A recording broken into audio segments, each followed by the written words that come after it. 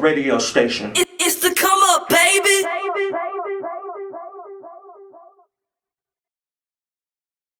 Yo, yo, yo, yo, yo. We back at it again, man. It's your boy Mel with Keeping It Real on the Comeup. I got a special guest with me today. But before I get into that, you know I gotta bring in my wife, Country Rod Apparel. Make sure y'all tap in with Country Rod Apparel, man. He has everything from the snapbacks to the hoodies, to the windbreakers, to the sweatpants, kids apparel, women apparel, all that. Make sure you tap in with him at countryrodsapparel.com. Make sure you get them on Instagram and Facebook, the same thing, Country Rod Apparel. And make sure y'all go get y'all gear, and make sure y'all holler at my boy. And now that we got it out the way, like I said, I got a special guest for y'all today. Got my man in the building, man. He's been in the industry for a long time. He has a lot to say. He's trying to guide these young fellas in the right direction and making sure they do the things the right way. Exactly. You know what I'm saying? And he's trying to make sure y'all good. And with that being said, man, y'all make sure y'all give a round of applause to my guy, Morris Sally, man. How you feeling today, Doing good, man. I'm here with Comeup Radio, so you know I'm definitely blessed.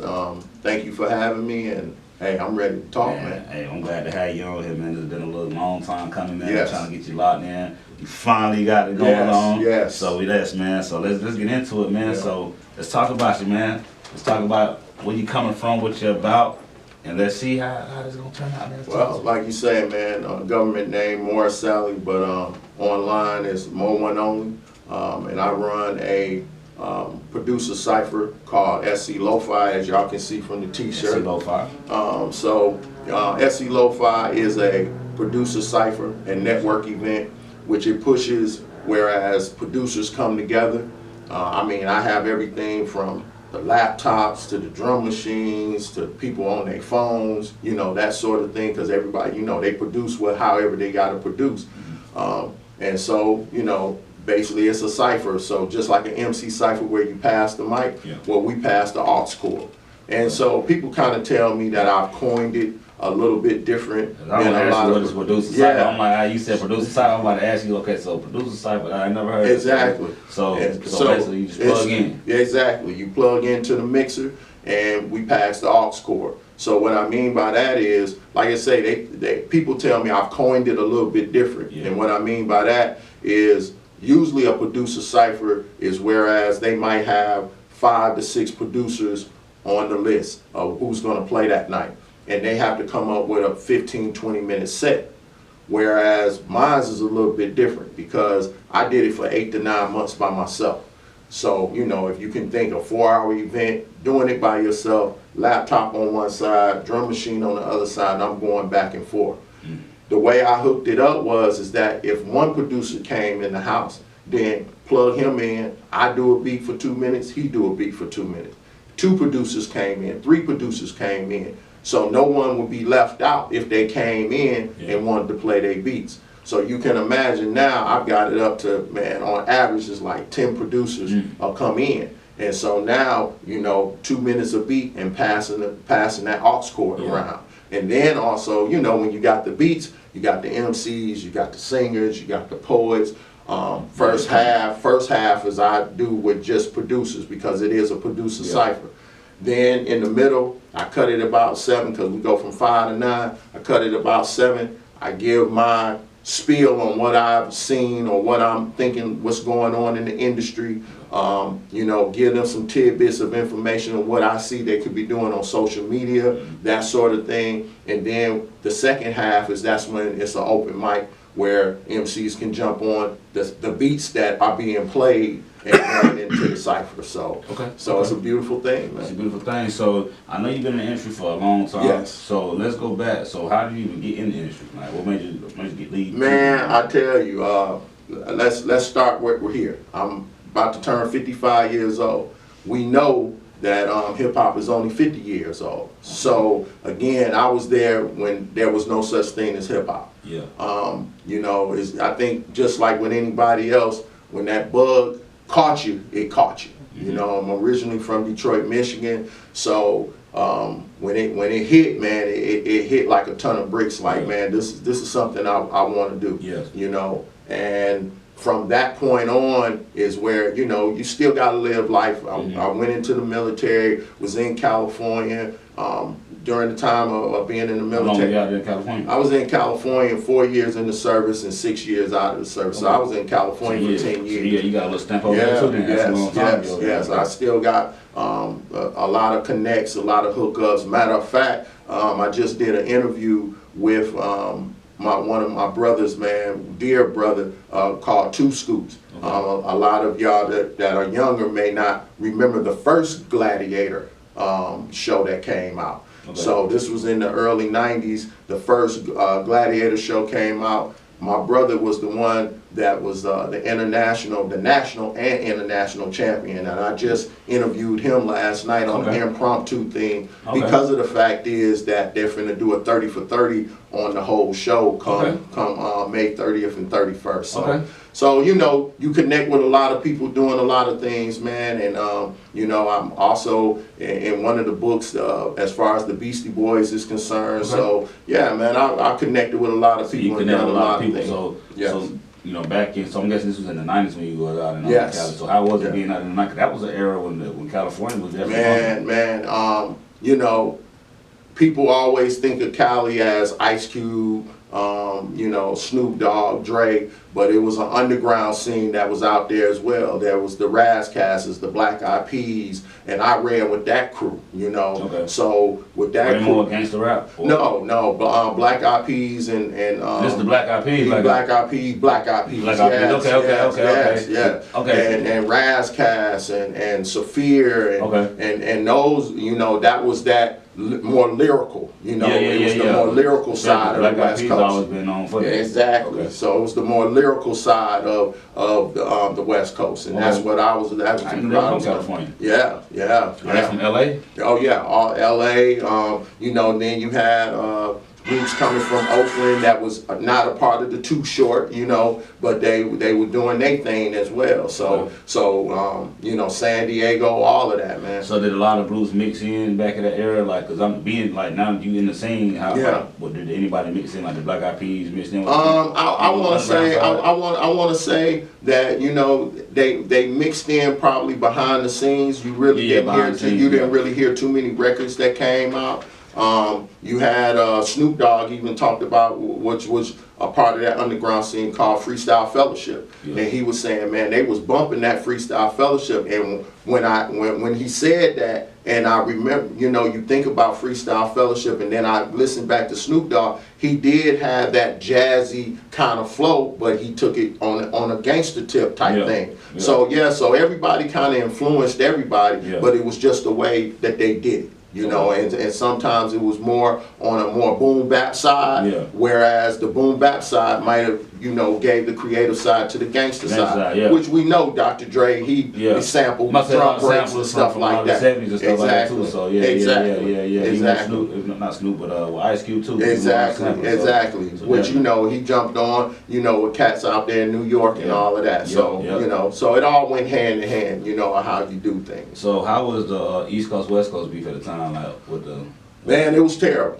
It was really terrible, and you know, but it was more terrible on the sense of on more of a local side. I think, you know, and you hear the stories now behind the scenes, everyone was still gelling.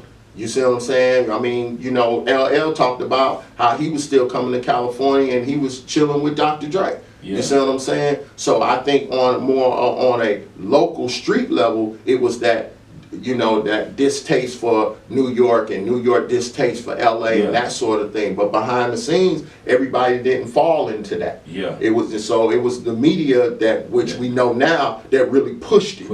And that's where it really came from. Because looking back at it now, at that time, it felt like it was just that's all it was. Like exactly. And you would think that artists was going at each other, and it really wasn't like that. But it was easy to manipulate it. Exactly. And the media manipulated it more because you think about it, we didn't have the social media that we got now. So much information get around like that now. Back then you had to wait for it because it was once a month. So when it came out, you looking at stuff of a whole 30-day period. That's right. That's right. So it was just totally different on that street local level, but behind the scenes, man, everybody was still hoping that this would blow off so we could get back to business. So So did you ever get to work with any big time artists back in that time, or besides the Black Eyed Peas?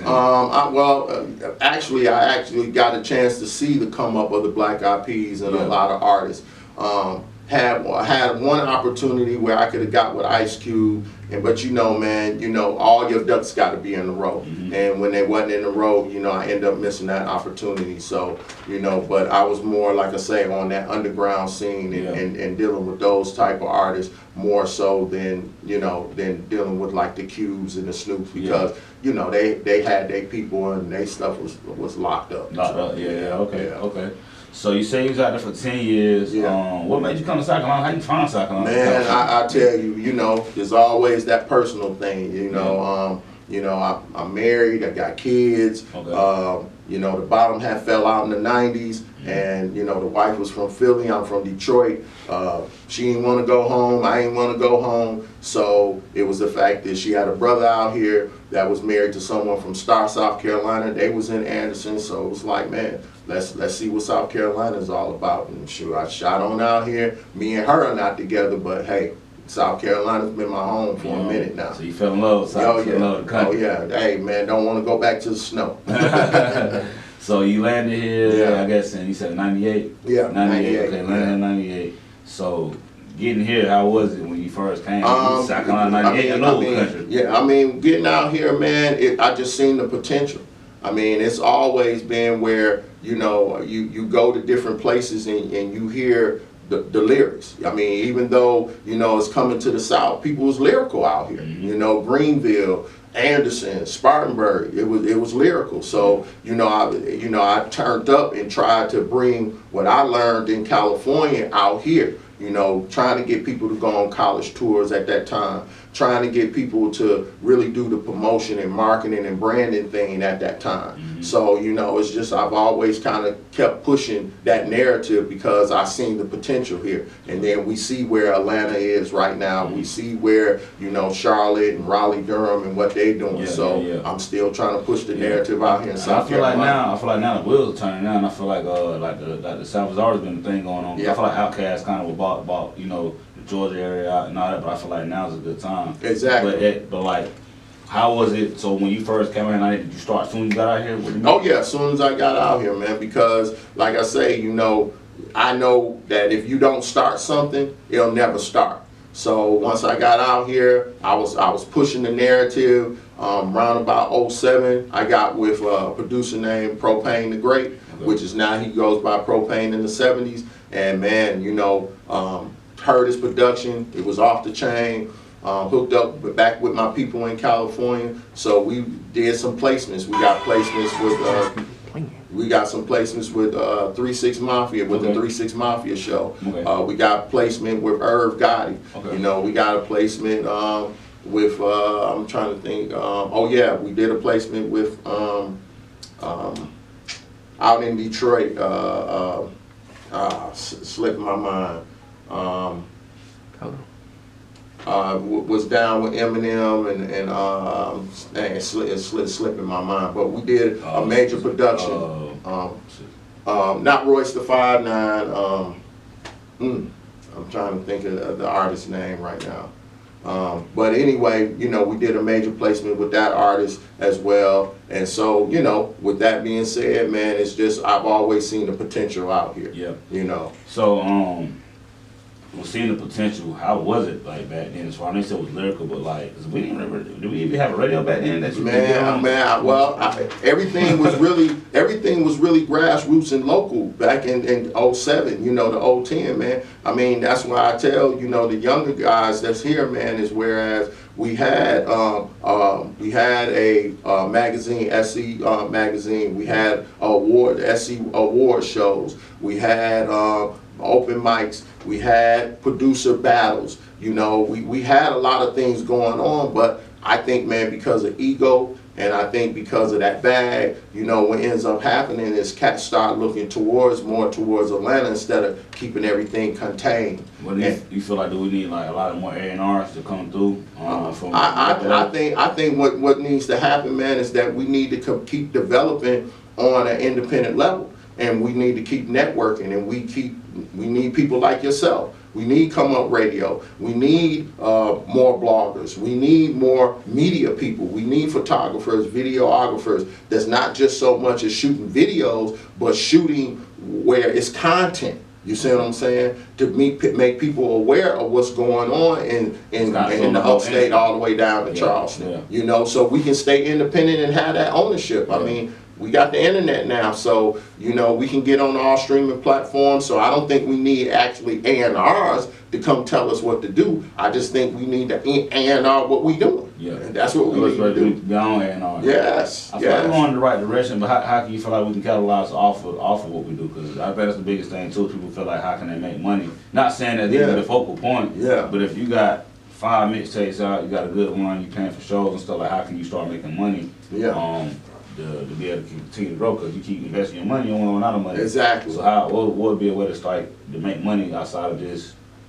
Well, I think again, what we have to do also is we got to start thinking on a corporate level too. I think a lot of times artists are so focused on what the next artist has done to make money. You know, so what they say is if I do what he's doing, then I'm going to make the money. Well, how they're making the money based on a label is not how you're going to make the money independently. So you may have whatever, you might have your street hits, but you also got stuff that can be in a movie, stuff that can be in commercials, stuff that, and I don't think we've even tapped into local businesses. Go to these local businesses and say, hey, let me do you a commercial for X amount of dollars. Let me do you a radio promo for X amount of dollars. You know, we're so much looking for us being signed to a label. Why not utilize our talents? You know, hip hop sells everything. So why we not selling the local car lot? Why we not selling the local restaurant? Why we not selling why we not selling Comeup Radio? You know, why are we always looking towards that label instead of us looking towards what's around us and what we can use our talents to sell what's around us? Yeah.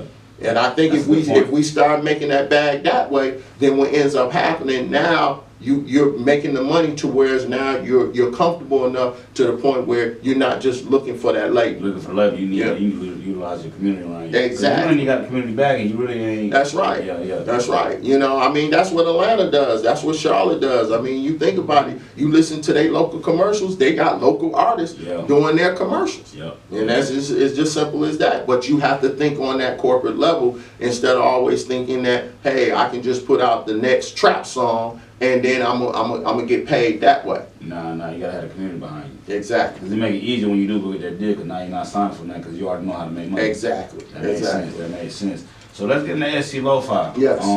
How'd that come about? SCLofi, man, came out of where it was that time in my life I kind of gave up the music and I was doing some other things, and you know how it always come back around, that passion comes back around.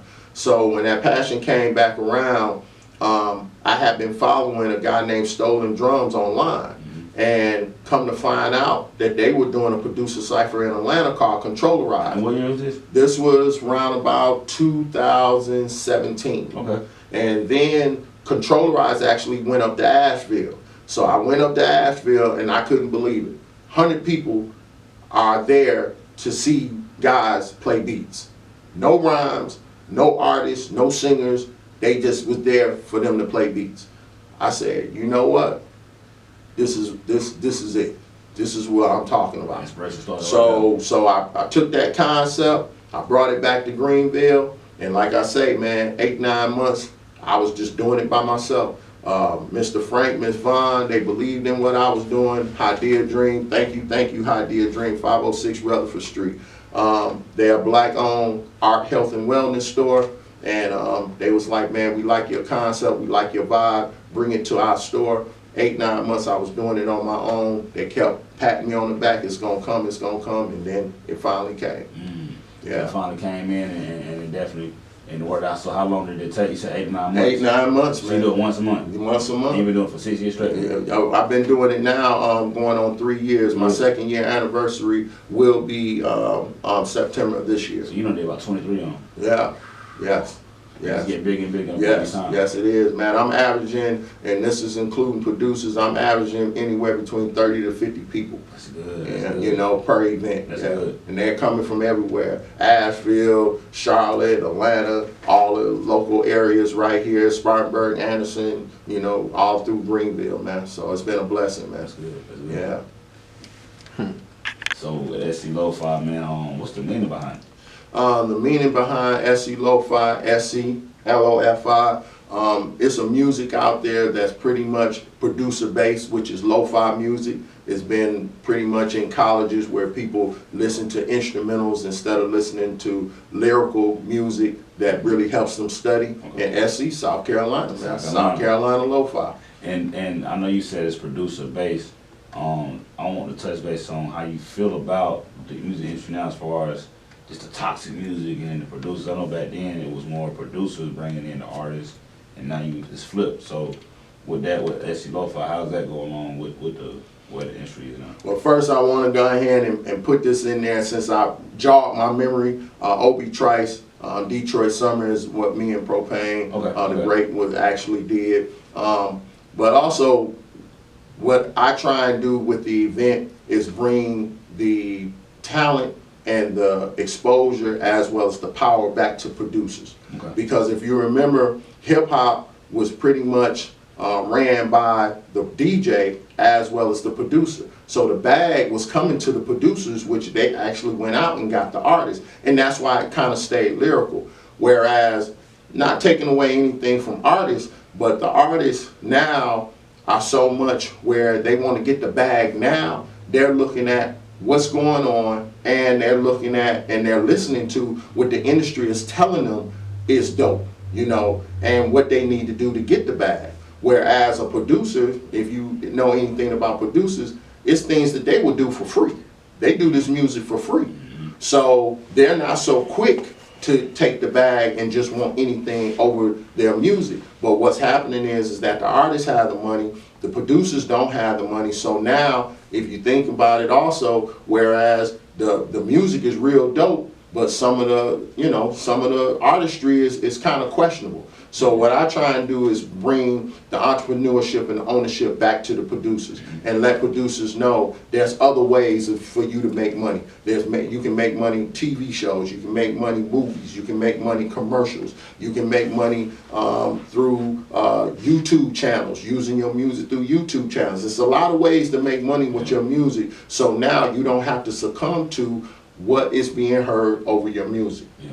You know, and so I just try to bring the ownership back, and then I think with the ownership coming back to the ones who paint the canvas behind these artists, then the artist is going to have to say, hey man, if I want that dope beat from producer such and such, I got to come with it now. Yeah. So that's what I do. It makes sense. And do you feel like they can never get back to that point with the way the music industry now, or is there a way that we can cope with how the balance is back up? I think that it's getting to a point where we have no choice. And the reason why I say that we have no choice is because we're starting to see nowadays where these beefs are ending up in death. It's not just ending up where an artist is getting beat up, a chain being taken, and anything like that. It's ending up in death. So when it starts being like that, okay, do you want to be the next artist that has the bag today and, you know, in a coffin tomorrow? Or do you want to be the one that says, hey, you know, we need to change this a little bit. You know, we need to change our lyricism a little bit. So it's getting to the point where also technology is taking over. You know, we're talking about AI, we're talking about the metaverse. Mm-hmm. So when you start talking about technologies like that, do the industry really need an artist? And if they really don't need a physical artist, then what are they going to do when they take these figures, these images, these avatars, and they start putting lyrics to them? Is it going to be the same way that it is now, or is it going to be different? So we got to get in front of the 8 ball as far as technology, as far as ownership, entrepreneurship, and really take this by storm and really do the things that we need to do with our music. Because if you think about how hip hop was then, it taught something.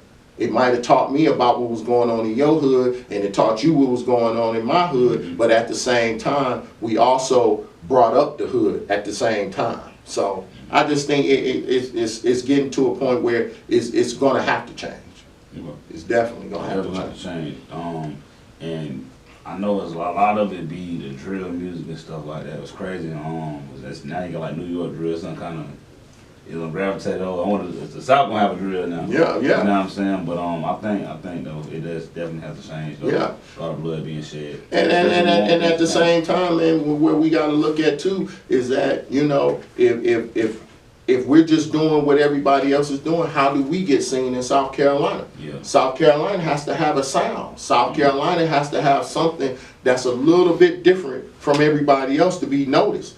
Because it's just like me, I'm wearing exotic top hats out of Spartanburg. You know, we need to jump on these brands. That's we need to jump on these brands. I'm here. You know, we need to jump on Comeup Radio. We need to jump on these local outlets. Invite like local, like I'm saying, my man with the clothing line to the SCLofi. Oh yes, so yes, anybody that's got anything going on. Anybody that's got anything, Comeup Radio. Come on, you know. Okay. Anybody that's got anything going on, come to the cipher, because I want people.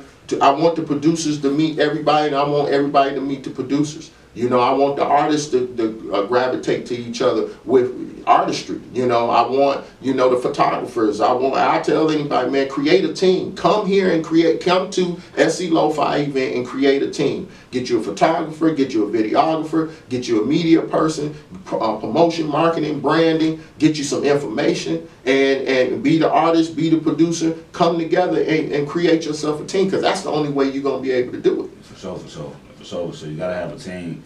A lot of artists that I see that's becoming successful, they have a team. Exactly. Got a team for sure. So definitely gotta have a team out here to make it happen. Exactly, so, man. And you said you have a lot of people. So producers, how on average you said 10? Yeah, about 10 producers, man, at any given time that's on. Have you seen anybody click together from the event? Yes. I mean, and that's one thing, man, by me doing the way that I do it, it's nothing for them to come and tell me, hey, man, I did this song with the producer I met here, can we play it? Yeah. Okay. Or perform it. Okay. You know, or two producers might come and say, hey, man, we clicked up, we made a beat, can we play it? Yeah, play it. Yeah, that's what's up. Yeah. That's what's up. So, and that's what makes me happy, man, because I know what I'm doing this for. I tell everybody all the time, for me personally, I have no platinum dreams, I have no hit record dream, but the dream is for y'all to invite me to the studio when you got Beyonce in. That's all I want. That's a good one though. That's a good one, man. So you got any events coming up soon? I know you say you have them every month. Yes. The next event will be June the 24th. Okay. At Hadea Dream, 506 Rutherford Street, right across from the WYFF4 building. Okay. SCLofi will be in there from 5 to 9. Everybody know how we do it. If you don't know, come through. SCLofi is the handle on social media, Instagram, Facebook, SCLofi. That's SCLofi. And man, come through, check us out online, Instagram, Facebook. I try to keep it simple so you ain't got to look around for the doctors and the one that. SCLofi, baby. SCLofi. Hey, man, well, I know they say, man, all good things must come to an end. But before we get up out of here, you get the people a minute of motivation right quick, drop some jewels on them, man, and drop some info that they can use and utilize for their own good. What I always tell artists, man, at my event, man, is always think entrepreneurship, always think ownership, take everything that you do to a corporate level, and if you don't hit that moon, man, you'll fall amongst the stars. Hey, man, you gotta hit that moon, baby. Exactly. So Why not? Go get it, man, and where they can find you at again. Hey, man, SCLofi, man, SCLofi, and that's Facebook and Instagram. Hey, you heard what he said, man. You know where you can find me at, man. On Comeup Radio Station on Instagram, Keeping It Real Comeup on Instagram and on Facebook. Make sure y'all go download the app if you got Android and Apple, man. We on there. Make sure you go tap in and get you some Country Rod apparel. And like I say, man, next time, we'll see y'all next time, man. Peace. Peace. Just got me a bag, yeah, I need a leg, yeah, we bout to turn up. Hot as shit in the city, I'm fucking with it, yeah, we bout to burn up. Wanna show a feature, we sell out the bitches, so please get your funds up. We bout to up 1 year, that's what you call a come up.